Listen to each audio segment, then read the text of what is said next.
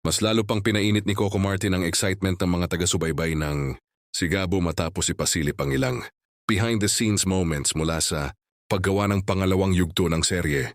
Sa mga eksenang ibinahagi, kapansin-pansing may mga bagong kaganapang dapat abangan sa kwento ni Gabo at Sam. Ready ka na ba mamaya? Kasi si Gabo di na nagpatumpik-tumpik. Ito ang teaser na lalong nagbigay kilig sa fans, lalo na't mukhang mas magiging direkta na si Gabo sa pagpapakita ng kanyang nararamdaman para kay Sam. Matapos, itong yung mga pinagdaanan ng kanilang mga karakter, tila may mas matamis na mga eksenang paparating.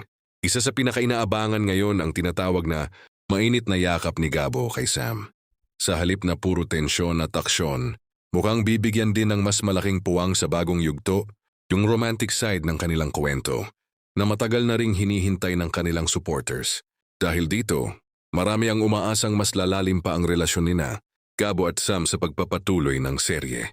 Ang chemistry ng dalawang karakter, ang isa sa mga elementong nagbibigay ng ibang timpla sa si Gabo, lalo na kapag sinasabayan ng mabibigat na eksena at matitinding pagsubok. Bukod sa kilig, interesante rin ang mga behind-the-scenes glimpse dahil makikita rito ang paghahanda sa mga eksena bago ito mapanood sa telebisyon. Bilang pangunahing bida at isa sa mga creative forces ng serye, hands-on din si Coco sa pagbuo ng mga eksenang magdadala sa kwento sa panibagong direksyon. Kaya naman mukhang unli-kilig ang isa sa mga dapat abangan sa pangalawang yugto ng Coco Martin's Sigabo. Kung dati ay aksyon at panganib ang nangingibabaw, ngayon ay mukhang mas painitin din nina Gabo at Sam ang kanilang love story at ang mainit na yakap. Tingnan mo ako'y simula ng mas nakakakilig pang mga eksena.